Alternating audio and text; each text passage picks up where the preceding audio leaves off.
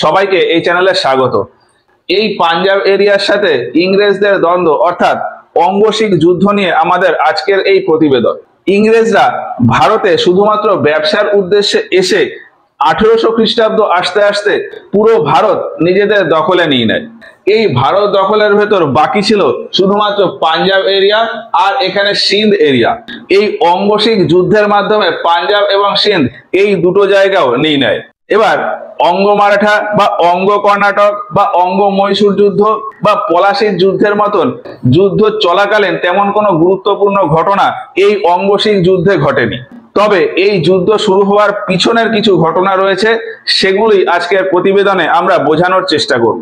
এই প্রতিবেদনে যে বিষয়গুলি আছে সেগুলি হলো যে পাঞ্জাবে শিখ সাম্রাজ্যের প্রতিষ্ঠা কিভাবে হলো, ওই এরিয়ার সর্বশ্রেষ্ঠ রাজা রণজিৎ সিং এর জীবনের কিছু কাহিনী, ব্রিটিশ ইস্ট ইন্ডিয়া কোম্পানি কিভাবে নিচের এই সিন্ধ এরিয়া দখল করে নিল, এবং সর্বোপরি এই অঙ্গশিক যুদ্ধের পরিস্থিতি কেন তৈরি হলো এইসব। আর এই ব্রিটিশ ইস্ট ইন্ডিয়া কোম্পানি শুধুমাত্র নিজের স্বার্থ সিদ্ধি করার জন্য কিভাবে কারোর সাথে বন্ধুত্ব করে পিছন থেকে তাকে ছুরি মারতে পারে, এই পাঞ্জাব ও সিন্ধ এরিয়াতে ঘটা বিভিন্ন ঘটনা তারই উল্লেখযোগ্য উদাহরণ। তো আমাদের মেইন টপিকে আসি। প্রথমেই দেখি যে এই শিখ সাম্রাজ্যের প্রতিষ্ঠা কিভাবে হলো। সময়টা 1700 খ্রিস্টাব্দ। এই সময় এই পাঞ্জাব এরিয়াতে শিখ ধর্মের দশম গুরু ছিল গুরু গোবিন্দ সিং। তিনি মূলত এই মোগল সম্রাট ঔরঙ্গজেবের বিরুদ্ধে লড়াই করার জন্য শিখদের সৈনিক রূপ দিয়েছিলেন এবং তাদের বলতেন খালসা।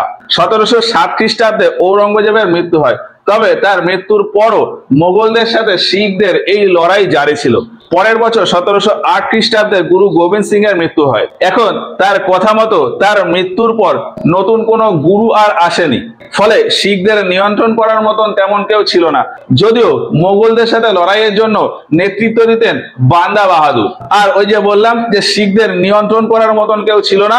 এখন নিয়ন্ত্রণ করার মতন কেউ না থাকায় পাঞ্জাবের এই পুরো এরিয়া 1714-15 খ্রিস্টাব্দ আসতে আসতে 12টা আলাদা আলাদা এরিয়াতে ভাগ হয়ে যায়। এই এরিয়াগুলো বা এই সম্প্রদায়গুলোকেই বলা হতো মিসল।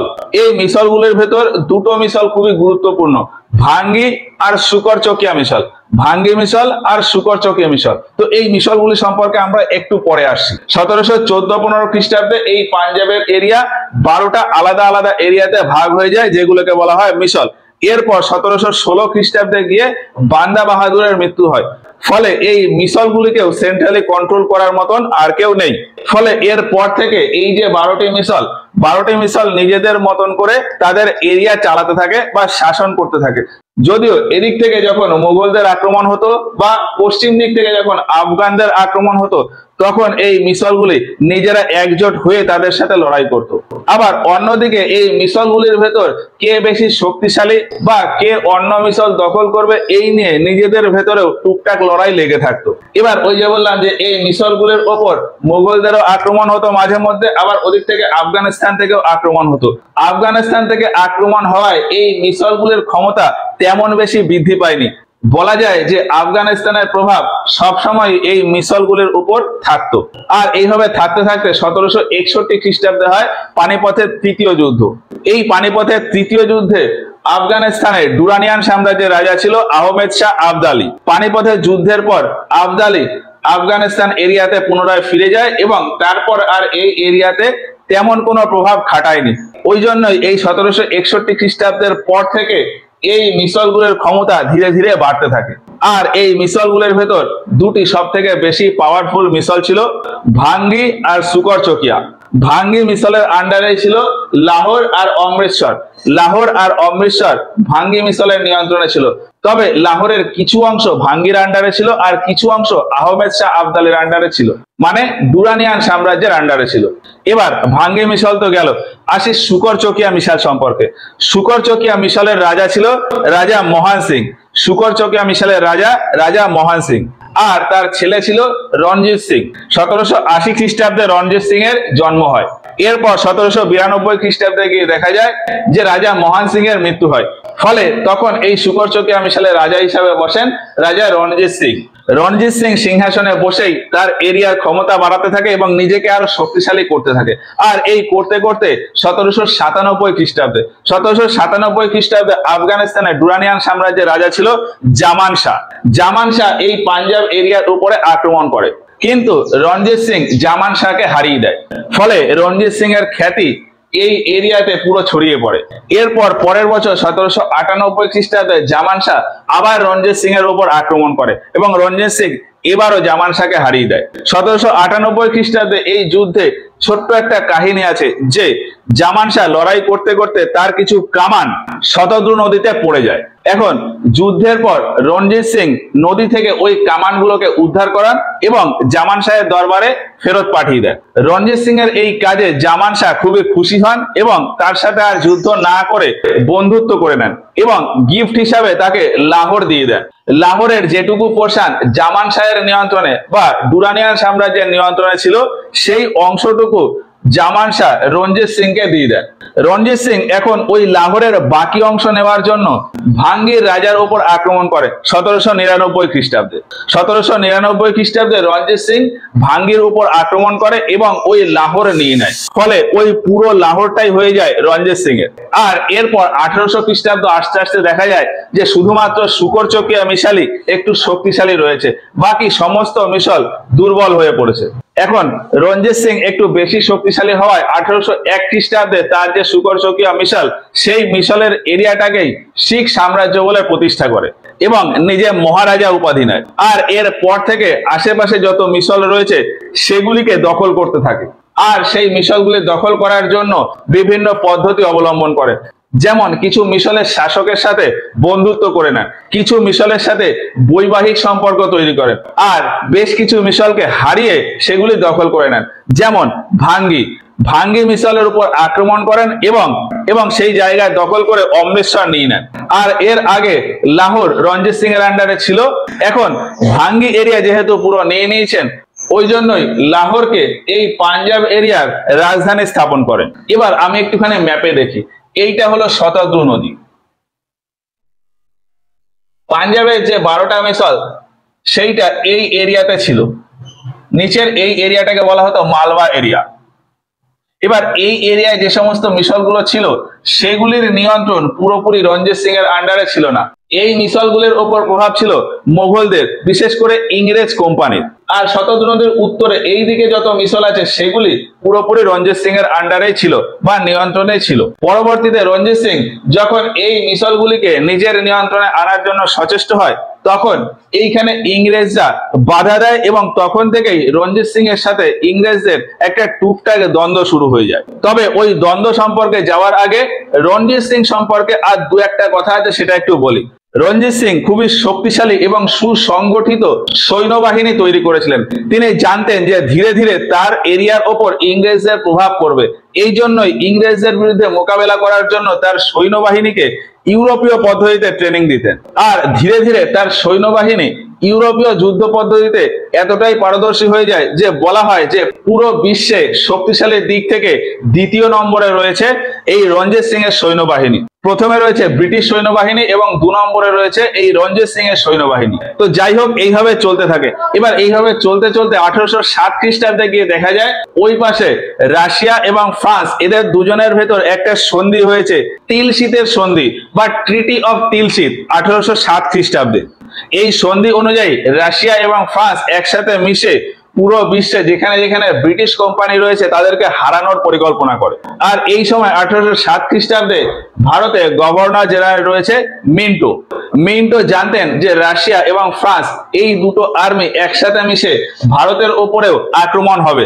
এই জন্যই ভারতের পশ্চিম দিকে যে সমস্ত সাম্রাজ্য রয়েছে, অর্থাৎ ইরান, আফগানিস্তান, পাঞ্জাব আর সিন্ধ, মেইন এই 4টে এরিয়া ছিল।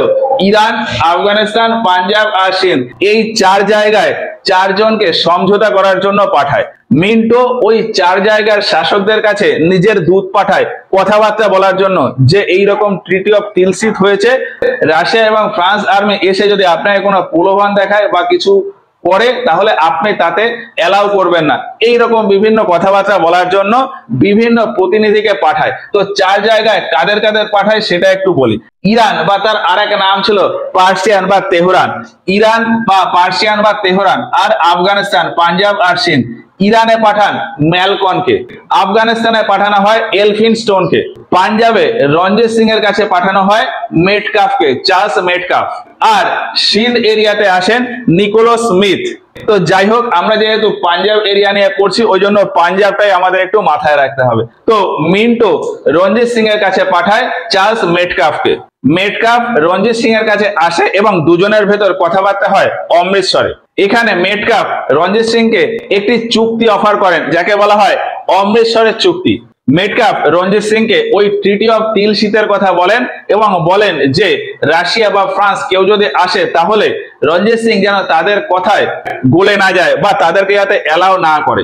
মেটকাফ রঞ্জিত সিংকে বলে যে রাশিয়া বা ফ্রান্সে যদি আক্রমণ হয় আপনার যে সৈন্য আছে সেগুলো তো আছে, তার সাথে সাথে ইংরেজ বাহিনীও আপনাকে সাহায্য করার জন্য চলে আসবে। আর আরেকটা কথা বলেন যে আপনি এই যে মাঝে মধ্যে শতদ্রু নদীর দক্ষিণে এই এরিয়ার উপর আক্রমণ করার চেষ্টা করেন সেটি আর করবেন না, এইটুকু এরিয়া আমরা আমাদের দখলে রাখবো, এর ওই পাশে আপনিই থেকে যাবেন। ইংরেজ এই শতদ্রু নদীর ওই পাশে আপনার এরিয়াতে আর কখনো ইন্টারফেয়ার করবে না। এই দুটো তিনটে কথা এই চুক্তিতে ছিল। রঞ্জিত সিং এখন এই চুক্তির কথাতে পাল্টা দুটো শর্ত রাখেন। কি কি শর্ত? রঞ্জিত সিং বলেন যে পাঞ্জাবের এই এরিয়ার পশ্চিমে রয়েছে আফগানিস্তান আর আফগানিস্তানে রয়েছে ডুরানিয়ান সাম্রাজ্য। এই আফগানিস্তানের সাথে পাঞ্জাবের যদি কখনো বিবাদ বা লড়াই হয় তাহলে ভারতের এই ব্রিটিশ ইস্ট ইন্ডিয়া কোম্পানি যেন তাদের ওই লড়াইতে ইন্টারফেয়ার না করে। আর আরেকটা শর্ত ছিল যে এই শতদ্রু নদী বর্ডার হবে না। এই মালবা এরিয়াতে যে সমস্ত মিশলগুলি রয়েছে রঞ্জিত সিং সেই মিশলগুলি দখল করবে এবং তারপর এর নিচ থেকে এইখানে বর্ডার করা যেতে পারে। রঞ্জিত সিং বলে যে আমি এই এরিয়াগুলো দখল করার পর এই এরিয়া থেকে আমি পাঞ্জাব এবং ইস্ট ইন্ডিয়া কোম্পানির বর্ডার আমি অ্যাকসেপ্ট করে নিতে পারি। আমার এই শর্ত দুটো যদি কোম্পানি মেনে নেয় তাহলে আমিও ওই ট্রিটি অফ অমৃতসর সাইন করতে রাজি আছি। এবার মেটকাফ মিন্টোকে খবর পাঠায় যে রঞ্জিত সিং এইরকম কন্ডিশন রাখছে, এখন কি করা যাবে। মিন্টো তখন রঞ্জিত সিং এর ওই কন্ডিশনটাকে অ্যাকসেপ্ট করেনি, ফলে 1807 খ্রিস্টাব্দে আর অমৃতসরের সন্ধি সাইন হয়নি। এরপর 1808 খ্রিস্টাব্দে গিয়ে রঞ্জিত সিং এই শতদ্রু নদী ক্রস করে এই এরিয়াতে যে সমস্ত মিশল আছে সেই মিশলগুলির ওপর বড়সড় একটা আক্রমণ করেন। তখন এই মিশলগুলির সাথে ছিল এই ব্রিটিশ ইস্ট ইন্ডিয়া কোম্পানি, ফলে রঞ্জিত সিং ওই কোম্পানির সেনাদের সাথে পেরে ওঠেনি। পরে রঞ্জিত সিং বুঝতে পারে যে ইংরেজদের এই এরিয়া ছেড়ে দেওয়াই ভালো, খালি খালি এই এরিয়া আমি দখল করতে গিয়ে আমার সাথে তাদের লড়াই হবে, দুজনের ভেতর মনমালিন্য সৃষ্টি হবে, দরকার নেই সেসব। এই জন্যই 1809 খ্রিস্টাব্দে গিয়ে তিনি ওই অমৃতসরের চুক্তি স্বাক্ষর করতে রাজি হয়ে যান। ফলে 1809 খ্রিস্টাব্দে মিন্টো এবং রঞ্জিত সিং এদের দুজনের ভেতরে চুক্তি হয় অমৃতসরের চুক্তি বা ট্রিটি অফ অমৃতসর। তবে এই চুক্তিতে রঞ্জিত সিং একটা শর্ত রাখেন যে আমি এই শতদ্রু নদী ক্রস করে এই দিকে আর সাম্রাজ্য দখল করব না, কিন্তু আমি বাকি যে 3 দিক আছে অর্থাৎ উত্তর দিক, পশ্চিম দিক এবং দক্ষিণ দিক এই 3 এরিয়াতে আমার সাম্রাজ্যের এক্সপানশন করব, তাতে ব্রিটিশ ইস্ট ইন্ডিয়া কোম্পানি বা কোম্পানি কোনো ইন্টারফেয়ার করবে না। মিন্টো এই শর্তে রাজি হয়ে যায় এবং ফাইনালি 1809 খ্রিস্টাব্দে ওই যে বললাম ট্রিটি অফ অমৃতসর সাইন হয়। আর এরপর এইভাবেই চলতে থাকে। ইস্ট ইন্ডিয়া কোম্পানি ভারতের এই এরিয়াতে বা পুরো ভারতেই তাদের মতন করে শাসন করতে থাকে। রঞ্জিত সিং এর ওই এরিয়াতে আর যায়নি। আর রঞ্জিত সিং তখন তার এই এরিয়া বাড়ানোর জন্য 3 দিকেই এক্সপানশন শুরু করে। আর এইভাবেই চলতে চলতে 1839 খ্রিস্টাব্দে গিয়ে রঞ্জিত সিং এর মৃত্যু হয়ে যায়। এবার রঞ্জিত সিং এর পরে এই পাঞ্জাব এরিয়ার শাসক যারা আসেন তারা রঞ্জিত সিং এর মতন তেমন যোগ্য ছিল না, ফলে অল্প কিছুদিনের ভিতরেই তাদের উপর ইংরেজদের প্রভাব পড়ে যায়। তো কারা কারা ছিল এর পরে? রঞ্জিত সিং এর পরে রাজা হয় খড়ক সিং, খড়ক সিং এর পরে রাজা আসে নওনিয়াল সিং, তারপরে শের সিং, তারপর দিলীপ সিং। পরপর 4 জন আসেন। কি বললাম? খড়ক সিং, নওনিয়াল সিং, শের সিং আর দিলীপ সিং। খড়ক সিং, নওনিয়াল সিং, শের সিং আর দিলীপ সিং। এবার রঞ্জিত সিং এর মৃত্যুর পর যেহেতু এরা দুর্বল ছিল ওই জন্যই তখন ইংরেজরা আবার পাঞ্জাব দখল করার কথা ভাবে। আর রণজিৎ সিং থাকাকালীন এই এরিয়া যখন দখল হয়ে গেছে, ওই সময় ইংরেজরা এখানে সিন্ধ এরিয়া দখলের কথা ভাবে। ফলে এই 1807 খ্রিস্টাব্দের পরে 1839 এই সময়টার ভেতর সিন্ধ এরিয়া কিভাবে ইংরেজরা দখল করলো সেটা একটুখানি বলি। তারপর আবার পাঞ্জাব এরিয়াতে ওই খড়ক সিং, নওনিয়াল সিং এদের সম্পর্কে আসবো, তখন পুরো ব্যাপারটা ক্লিয়ার হয়ে যাবে। তো এবারে দেখি যে এই সিন্ধ এরিয়া কিভাবে দখল হলো। 1615 খ্রিস্টাব্দে জাহাঙ্গীর টমাস রোকে একটি ফরমান জারি করেছিলেন এবং সেই ফরমানের ভিত্তিতেই ব্রিটিশ ইস্ট ইন্ডিয়া কোম্পানি ভারতে ব্যবসায়িক ছাড়পত্র পেয়েছিল। আর তারপর থেকে কোম্পানি ভারতে ব্যবসা বাণিজ্য করতে থাকে। এইভাবে করতে করতে 1750 খ্রিস্টাব্দে এই সিন্ধ এরিয়াতে লোকাল যে জমিদার বা শাসক ছিল তার কাছ থেকে কোম্পানি সমুদ্রপথে ব্যবসা বাণিজ্য করার পারমিশন নেয়। মানে এই সিন্ধ এরিয়াতে যে বন্দর ছিল সেই বন্দর দিয়ে বিদেশের সাথে ব্যবসা বাণিজ্য করার পারমিশন নেয় এই ইস্ট ইন্ডিয়া কোম্পানি। এরপর 1707 খ্রিস্টাব্দে গিয়ে মুঘল এরিয়াতে ঔরঙ্গজেব মারা যায় এবং তারপর মোগল সাম্রাজ্য ধীরে ধীরে দুর্বল হয়ে পড়ে। আর এই দুর্বলতার সুযোগে এই সিন্ধ এরিয়াতে কালেরা নামে এক উপজাতি শাসনে চলে আসে। এই সিন্ধ এরিয়ার শাসক হয় কালেরা নামের এক ধরনের উপজাতিরা।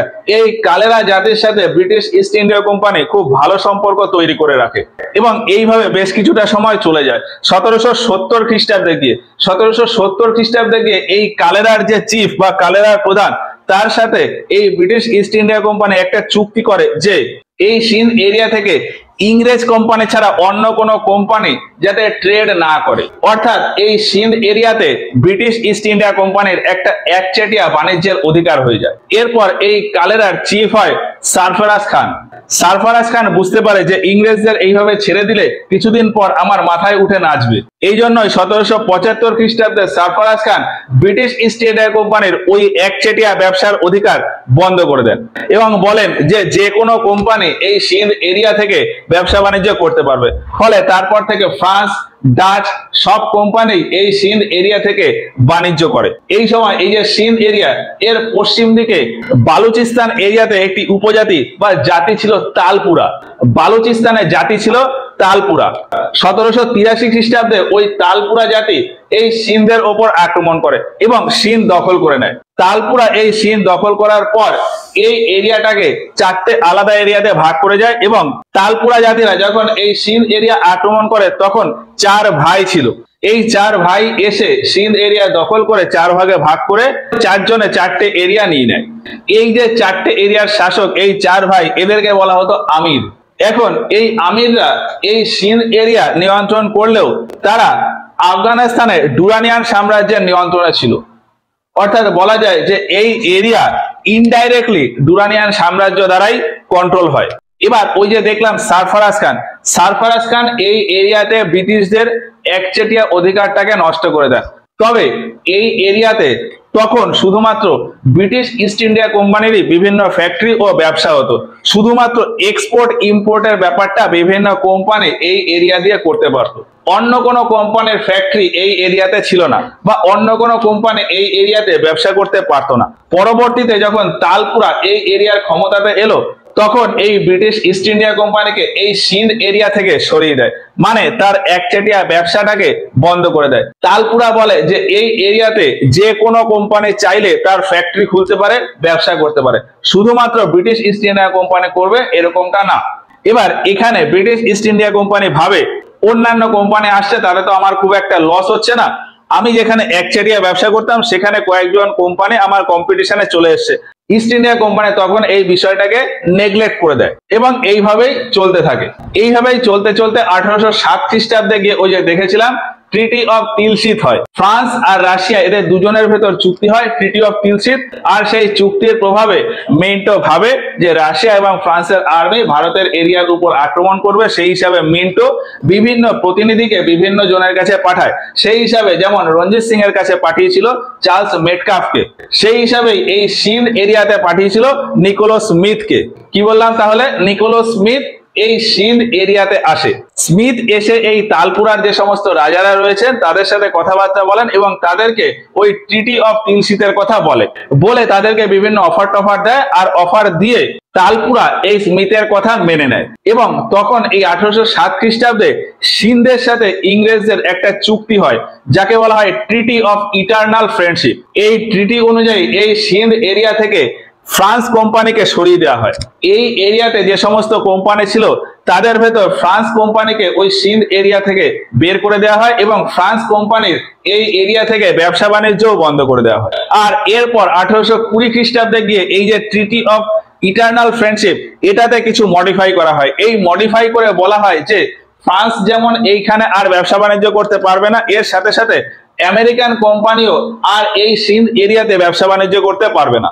এবার এই সমস্ত ট্রিটির পেছনে ব্রিটিশ কোম্পানির একটা পরিকল্পনা ছিল যে ধীরে ধীরে আবারও এই সিন্ধ এরিয়াতে নিজের মনোপলি এস্টাবলিশ করতে হবে, মানে নিজের একচেটিয়া ব্যবসার অধিকারটাকে স্থাপন করতে হবে।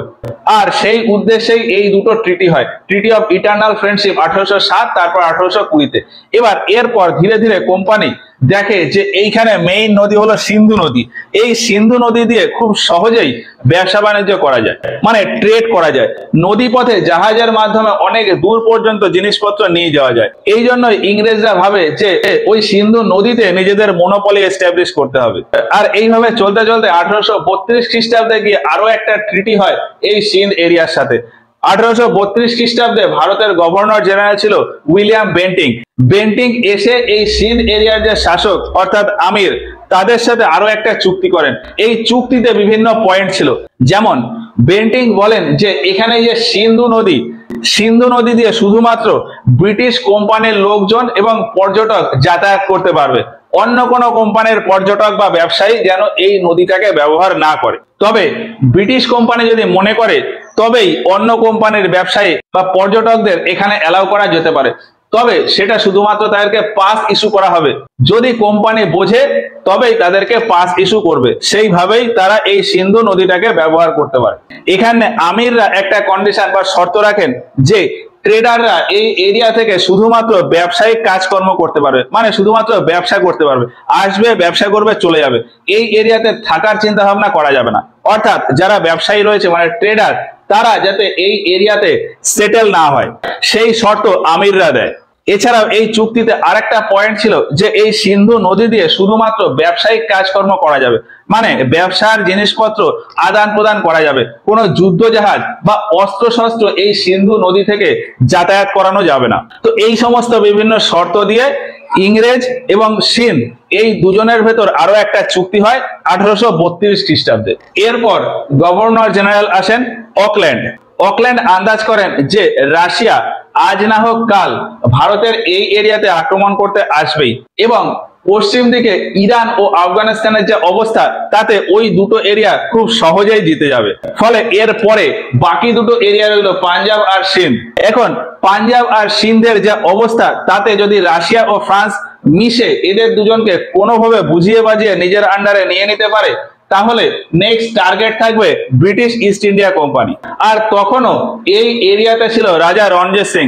ওই যে বললাম যে রঞ্জিত সিং এর আর্মি খুবই শক্তিশালী, ফলে রাশিয়া যদি কোনোভাবে রঞ্জিত সিংকে নিজের আন্ডারে নিয়ে নিতে পারে তাহলে এই এরিয়াতে বা পুরো ভারতে কোম্পানির টিকে থাকার কোনো সিওরিটি থাকবে না। অকল্যান্ড জানতো যে ইরান এবং আফগানিস্তান দখল করার পর হয় এই পাঞ্জাব এরিয়া থেকে ভারতে ঢুকবে, না হলে এই সিন্ধ এরিয়া থেকে ভারতে ঢুকবে। ফলে এই দুটো এলাকাকেই ঠিকঠাক ভাবে নিজের নিয়ন্ত্রণে রাখতে হবে। আর এই জন্যই প্রথমেই এই সিন্ধের যে আমির তাদের সাথে কথাবার্তা বলেন। অকল্যান্ড আমিরদের বোঝায় যে রাশিয়ার এইরকম পরিকল্পনা রয়েছে, রাশিয়া যদি আক্রমণ করে আপনি নিমেষেই শেষ হয়ে যাবেন। ফলে আমি আপনাকে সাহায্য করতে পারি, আমি আপনার সাম্রাজ্য ধরে রাখাতে পারি। অকল্যান্ড বলে যে রাশিয়ার যদি আক্রমণও হয় তাহলে ব্রিটিশ তার সমস্ত সৈন্য দিয়ে দেবে আপনার হয়ে লড়াই করার জন্য। তবে ছোট্ট একটু শর্ত যে আমার সৈন্যদের যা খরচ হবে সেই খরচটুকু আপনি দিয়ে দেবেন। এইরকম বিভিন্ন কথাবার্তায় আমিররা রাজি হয়ে যায়। আর এরপর অকল্যান্ড রঞ্জিত সিং এর কাছেও তার দূত পাঠায় এবং সেখানে গিয়েও বিভিন্ন কথাবার্তা হয়ে রঞ্জিত সিং অকল্যান্ডের কথা মেনে নেয় এবং 1838 খ্রিস্টাব্দে গিয়ে এই সিন্ধ, পাঞ্জাব আর ইন্ডিয়ান কোম্পানি অর্থাৎ British East India Company Sindh, Punjab আর ব্রিটিশ ইস্ট ইন্ডিয়া কোম্পানি এদের তিনজনের ভেতরে একটা চুক্তি হয়। এই চুক্তিতে বলা হয় যে এই দুটো এরিয়ার কোনো এরিয়ার উপরে যদি বিদেশি আক্রমণ হয় তাহলে ব্রিটিশ ইস্ট ইন্ডিয়া কোম্পানি তার সমস্ত সৈন্য, যদি দরকার পড়ে তার সমস্ত সৈন্য দিয়ে দেবে এই দুজনের হয়ে লড়াই করার জন্য। অকল্যান্ড এই চুক্তিতে আরো বলে যে ব্রিটিশ কোম্পানি এই দুটো এরিয়াকে তাদের মতো করেই ছেড়ে দেবে, কোম্পানি আর তাদের উপর কখনো কোনো আক্রমণ বা তাদের সাথে লড়াই করবে না। আর ওই চুক্তিতে আরো একটা পয়েন্ট ছিল যে এখানে পাঞ্জাব মানে শিখ সাম্রাজ্য আর সিন্ধ সাম্রাজ্য এই দুজনের ভেতরে যদি কখনো লড়াই হয় বা ঝামেলা বাঁধে সেক্ষেত্রে মধ্যস্থতা বা মিউচুয়াল আন্ডারস্ট্যান্ডিং করিয়ে দেবে এই ব্রিটিশ ইস্ট ইন্ডিয়া কোম্পানি। এইরকম বিভিন্ন শর্ত দিয়ে 1838 খ্রিস্টাব্দে এই তিনটে পার্টির ভেতর একটা চুক্তি হয়। আর এইভাবে চলতে চলতে 1839 খ্রিস্টাব্দে গিয়ে দেখা যায় যে এই ব্রিটিশদের সাথে আফগানিস্তানের একটা লড়াই শুরু হয়ে যায়, ইঙ্গো আফগান ওয়ার। এই যুদ্ধটা 3 বছর ধরে চলে, 1839 থেকে 1842 এই 3 বছর ধরে চলে অঙ্গো আফগান ওয়ার বা ইঙ্গো আফগান ওয়ার। এই যুদ্ধে ব্রিটিশ হেরে যায়, আফগান সৈন্যরা ব্রিটিশদের হারিয়ে দেয়, আর আফগানিস্তানের সাথে এই হার ব্রিটিশ মেনে নিতে পারেনি। এবার আমাদের ডেইলি লাইফে একটা ঘটনা ঘটে যে আমার উপর যদি কারো রাগ হয় আর আমি তার উপর যদি আমার রাগ প্রকাশ করতে না পারি তাহলে আমার থেকে নিচে যে আছে তার উপর আমি আমার রাগটা প্রকাশ করে দিই। সেই রকমই ব্রিটিশ কোম্পানি আফগানিস্তানের সাথে ওই হার মেনে নিতে পারেনি। ওই জন্যই কোম্পানির মাথায় তখন ভূত চাপে যে আমাকে কোনো না কোনো একটা এরিয়া দখল করতেই হবে। আর সেই সময় এই দুটো এরিয়া ছিল সিন্ধ আর পাঞ্জাব, এই দুটোর ভেতর সিন্ধ এরিয়া দুর্বল ছিল। ওই জন্য ব্রিটিশ কোম্পানি ভাবে যে আমি এই সিন্ধ এরিয়া আক্রমণ করে এটা দখল করে নেব। আর তাদের পরিকল্পনা আরেকটা ছিল যে এই সিন্ধ এরিয়া যদি আমি দখল করে নিই তাহলে এই সিন্ধের পুরো কন্ট্রোল আমার কাছে থাকবে। সিন্ধকে যদি সিন্ধের মতন করে ছেড়ে দিই তাহলে আজকে না হোক কাল, কাল না হোক পরশু সিন্ধ আবার হয়তো বিদ্রোহ ঘোষণা করতে পারে। এই জন্যই ব্রিটিশ কোম্পানি সিন্ধের ওপর আক্রমণ করে। তবে আক্রমণের জন্য কোনো একটা পয়েন্ট দরকার। ব্রিটিশ কোম্পানি ছুতো খোঁজে যে আফগানিস্তানের সাথে ব্রিটিশদের যখন লড়াই হয় তখন সিন্ধ ব্রিটিশদেরকে সাহায্য করেনি, আর এই দোষারোপ করে ব্রিটিশ কোম্পানি সিন্ধের উপর আক্রমণ করে। তবে আক্রমণের আগে ব্রিটিশ কোম্পানি চার্লস নেফিয়ারকে এই সিন্ধ এরিয়াতে পাঠায়। চার্লস নেফিয়ার সেখানে এসে বলে যে আপনারা স্ব ইচ্ছায় ব্রিটিশ কোম্পানির অধীনতা স্বীকার করে নিন। কিন্তু সিন্ধ এরিয়া ওই অধীনতা স্বীকার না করায় নেফিয়ার ওই সিন্ধের বিরুদ্ধে যুদ্ধের আমন্ত্রণ জানায় এবং 1843 খ্রিস্টাব্দে একটা যুদ্ধ হয়, মিয়ানির যুদ্ধ। সিন্ধ এরিয়ার আমির এবং ইংরেজদের ভেতর 1843 খ্রিস্টাব্দে যুদ্ধ হয়, মিয়ানির যুদ্ধ বা ব্যাটেল অফ মিয়ানি। এই যুদ্ধের পর সিন্ধ এরিয়া দখল করে নেয় ইংরেজরা বা ব্রিটিশ কোম্পানি। তাহলে 1843 খ্রিস্টাব্দ আসতে আসতে এই সিন্ধ এরিয়াও ব্রিটিশদের আন্ডারে চলে এলো। এখন শুধুমাত্র পড়ে রয়েছে এই পাঞ্জাব এরিয়া। পাঞ্জাব এরিয়াতে যদি দেখি 1843 খ্রিস্টাব্দে তখন আর রঞ্জিত সিং নেই। রঞ্জিত সিং 1839 খ্রিস্টাব্দেই মারা গেছে। ফলে তারপর যে সমস্ত শাসক এসছে তারা তেমন যোগ্য ছিল না, ওই জন্য সেই সুযোগের সুবিধা নিয়ে নেয় ইংরেজরা। এবার রঞ্জিত সিং এর পরে রাজাদের সম্পর্কে একটুখানি আসি। রঞ্জিত সিং এর পরে এই শিখ সাম্রাজ্যের সিংহাসনে বসেন খড়ক সিং। খড়ক সিং এর সময় তার প্রধান মন্ত্রী ছিলেন ধ্যানচাঁদ। ধ্যানচাঁদ ছল করে খড়ক সিংকে হত্যা করিয়ে দেয়। তবে ধ্যানচাঁদের ওই চালাকির কথা কেউ জানতে পারেনি। খড়ক সিং এর পরে এই শিখ সাম্রাজ্যের সিংহাসনে বসেন নৌনিয়াল সিং। এই নৌনিয়াল সিং এর সময়ও প্রধান মন্ত্রী ছিলেন ধ্যানচাঁদ।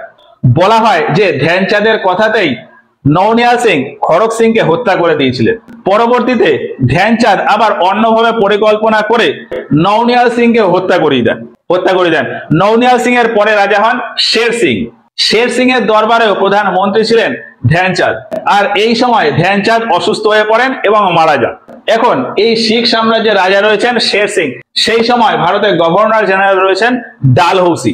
আর সেই সময় এই সিন্ধ এরিয়া দখলের জন্য এসেছিল চার্লস নেফিয়ার। নেফিয়ার এই সিন্ধ দখলের পর শের সিং এর কাছে যায়।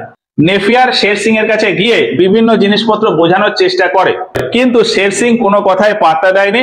ফলে এই চার্লস নেফিয়ার এবং শের সিং এদের দুজনের ভিতর একটা ঝামেলা হয়। অতঃপর একটা ছোটখাটো যুদ্ধের পরিস্থিতি তৈরি হয়। আর এই যুদ্ধে নেফিয়ার শের সিংকে হারিয়ে দেয় এবং শের সিং এর দরবারে ছিল কোহিনূর হীরা। এই কোহিনূর হীরা শের সিং এর কাছ থেকে নিয়ে ডালহৌসিকে দিয়ে দেয়। চার্লস নেফিয়ার শের সিংকে হত্যা করে দেয় এবং তারপর এই শিখ সাম্রাজ্যের সিংহাসনে বসার কথা তার ছেলে দিলীপ সিং এর। তবে দিলীপ সিং তখনও খুব ছোট। শাসন করার মতন যোগ্য হয়নি।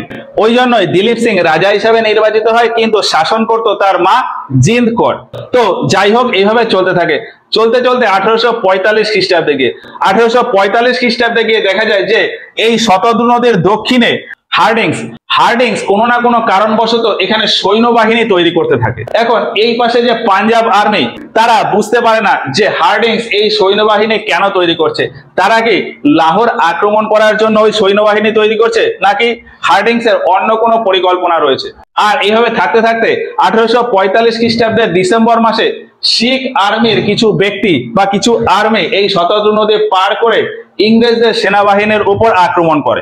তখন শিখদের কথা ছিল যে ইংরেজদের সাথে যদি যুদ্ধ হয় তাহলে শতদ্রু নদীর দক্ষিণেই হবে, পাঞ্জাব এরিয়াতে কোনো যুদ্ধ হবে না। এবার ওই যে বললাম যে শিখ কিছু আর্মি এই শতদ্রু নদী ক্রস করে দক্ষিণে চলে আসে। এদের নেতৃত্ব দেয় শিখ সেনাপতি তেজা সিং আর লাল সিং। আর ওই যে কিছু আর্মি এই নদী ক্রস করে দক্ষিণে চলে এলো, ইংরেজদের কথা ছিল যে অমৃতসরের চুক্তি অনুযায়ী শিখ আর্মি কখনো এই নদী ক্রস করে দক্ষিণে আসবে না। ফলে এই যে ক্রস করে দক্ষিণে এলো, সেটা অমৃতসরের ট্রিটি বা ট্রিটি অফ অমৃতসর এর ভায়োলেশন। আর এর ভিত্তিতেই ইংরেজরা শিখদের বিরুদ্ধে বিদ্রোহ ঘোষণা করে বা যুদ্ধের ঘোষণা করে। আর এটাই প্রথম অঙ্গ শিখ যুদ্ধের সূচনা। এবার ওই যে বললাম যে এই যুদ্ধে শিখদের সেনাপতি ছিল তেজা সিং আর লাল সিং। তেজা সিং আর লাল সিং তেমন যোগ্য সেনাপতি ছিল না, আর তারা পিছনে পিছনে ইংরেজদের সাথে মিশেছিল। ওই জন্য এই অঙ্গ শিখ যুদ্ধে শিখরা হেরে যায়, মানে শিখ আর্মি হেরে যায়। আর এই যুদ্ধ খুব বেশি দিন চলেনি এবং ওই মার্চ মাসেই শিখদের সাথে ইংরেজদের একটা সন্ধি হয়, যেটাকে বলা হয় ট্রিটি অফ লাহোর বা লাহোরের সন্ধি। এই সন্ধিতে বলা হয় যে পাঞ্জাব এরিয়া বা শিখ সাম্রাজ্য তার মতনই থাকবে, রাজা হবে দিলীপ সিং। তবে দিলীপ সিং তার মা জিন্দা করের নিয়ন্ত্রণে থাকবে, আর প্রধানমন্ত্রী হবেন লাল সিং। আর শিখদের একটা লিমিটেড সৈন্যবাহিনী থাকবে, মানে 20,000 পদাতিক সেনা থাকবে আর 12,000 অশ্বারোহী সেনা থাকবে। এর থেকে বেশি সৈন্য শিখরা রাখতে পারবে না। যদি এর থেকে বেশি সৈন্য রাখতে হয়, সেটা ব্রিটিশ কোম্পানিকে ইনফরমেশন দিতে হবে, দিয়ে তখন ব্রিটিশ কোম্পানি সেই এক্সট্রা সৈন্য দেবে। এই 32,000-এর বেশি সৈন্য শিখরা রাখতে পারবে না। বেশি যা সৈন্য লাগবে সেটা ইংরেজরা দেবে। আর ইংরেজরা এই যে যুদ্ধ হলো, যুদ্ধের ক্ষতিপূরণ বাবদ শিখদের কাছ থেকে বা শিখ সাম্রাজ্যের কাছ থেকে 1 কোটি টাকা চান, কিন্তু 1 কোটি টাকা দেওয়ার মতন পরিস্থিতি শিখ সাম্রাজ্যের ছিল না। ফলে এই শিখ সাম্রাজ্যের উত্তরের বেশ কিছুটা অংশ ইংরেজরা গোলাপ সিং এর কাছে বিক্রি করে দেন 75 লক্ষ টাকায়। পাঞ্জাব এরিয়ার উত্তরের কিছুটা জায়গা গোলাপ সিং বলে একজন ব্যক্তি তার কাছে বিক্রি করে দেয় 75 লক্ষ টাকায়। এবার এইভাবেই এই সন্ধিটা কমপ্লিট হয় এবং তারপর নরমালি চলতে থাকে। চলতে চলতে দেখা যায় যে পাঞ্জাবের লোকজন এই সন্ধি বা ইংরেজদের এই সিদ্ধান্তে খুব একটা খুশি ছিল না। ফলে পাঞ্জাবের লোকজন ইংরেজদের বিরুদ্ধে হঠাৎ করে একটা বিদ্রোহ ঘোষণা করে, কিন্তু ইংরেজরা এই বিদ্রোহ থামিয়ে দেয়। ইংরেজরা এখানে এই বিদ্রোহের আর একটা সুযোগ নেয়। ইংরেজরা দোষারোপ করে যে দিলীপ সিং এর মা অর্থাৎ জিন্দা কর তিনিই ইনডাইরেক্টলি এই বিদ্রোহ করিয়েছিলেন। ফলে সেটা ওই ট্রিটি অফ লাহোর বা লাহোরের সন্ধির উল্লঙ্ঘন। আর এই দোহাই দিয়েই ইংরেজরা জিন্দা করের সাথে আরো একটা চুক্তি করে 1846 খ্রিস্টাব্দে। এই চুক্তিতে বলা হয় যে দিলীপ সিং আর রাজা হিসাবে থাকবে না। ইংরেজরা দিলীপ সিংকে পড়াশোনা করার জন্য বিদেশ পাঠিয়ে দেয়, আর জিন্দ করকে পেনশন দিয়ে বেনারস পাঠিয়ে দেয়। আর এই পাঞ্জাব এরিয়া সামলানোর জন্য হেনরি লরেন্সকে একটি কাউন্সিল তৈরি করার কথা বলা হয়, যে কাউন্সিলে 8 জন শিখ সর্দার থাকবে এবং তারাই এই পাঞ্জাব এরিয়াটাকে চালাবে। আর এরপর এইভাবেই চলতে থাকে। চলতে চলতে ইংরেজরা এরপরে ভাবে যে পাঞ্জাবকে এরকম ছেড়ে দিলে হবে না, পাঞ্জাবকে পুরোপুরি নিজেদের দখলে নিয়ে নিতে হবে। আর এর জন্য বিভিন্ন পরিকল্পনা চলতে থাকে। এভাবে চলতে চলতে 1848 খ্রিস্টাব্দে লরেন্স এই মুলতান এরিয়াতে যে দেওয়ান ছিল মুলতান এরিয়ার দেওয়ান মুলরাজ, তার কাছ থেকে কিছু বাড়তি কর চান, কিন্তু মুলরাজ সেই কর দিতে অস্বীকার করে। আর এরপর ইংরেজরা ভাবে যে তাহলে মুলরাজকে সরিয়ে দিয়ে অন্য কাউকে ওই মুলতানের দেওয়ান হিসেবে বসাতে হবে। সেই হিসাবে অন্য একজন ব্যক্তিকে 2 জন সৈন্যর সাথে ওই মুলতানে পাঠানো হয়। এখন ওই 2 জন সৈন্য এবং ওই ব্যক্তি 3 জনে যখন মুলতান যায়, তখন মুলতানের জনতা ওই 2 জন সৈনিককে হত্যা করে দেয়। আর এই সুযোগ পেয়ে যায় ডালহৌসি এই সুযোগটার সদ্ব্যবহার করে। ডালহৌসি এই ঘটনার প্রতিবাদে পাঞ্জাবে সৈন্যবাহিনী পাঠায় যুদ্ধের জন্য। আর 1849 খ্রিস্টাব্দে পাঞ্জাবে দ্বিতীয়বার ইংরেজ এবং শিখদের ভেতর আরেকটা যুদ্ধ হয়, সেটাকেই বলা হয় দ্বিতীয় অঙ্গশিখ যুদ্ধ।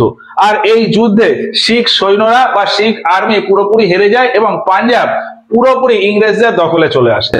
আর 1849 খ্রিস্টাব্দে এই পাঞ্জাব দখলের পরই পুরো ভারতের নিয়ন্ত্রণ চলে আসে ব্রিটিশ ইস্ট ইন্ডিয়া কোম্পানির কাছে এবং এরপর এইভাবেই চলতে থাকে। চলতে চলতে 1857 খ্রিস্টাব্দে গিয়ে পুরো ভারত জুড়ে একটা মহাবিদ্রোহের সূচনা হয়। তো আমরা দেখলাম যে ইংরেজরা কিভাবে এই দুটো এরিয়া দখল করার জন্য প্রথমে এই দুটো এরিয়ার সাথে বন্ধুত্ব করলো এবং তারপর বিভিন্ন কারণ দেখিয়ে তাদের সাথে যুদ্ধ করে সেই জায়গা পুরোপুরি তাদের নিয়ন্ত্রণে নিয়ে নিল। তো এই হলো ওভারঅল অঙ্গশিখ যুদ্ধ নিয়ে কিছু বিষয়।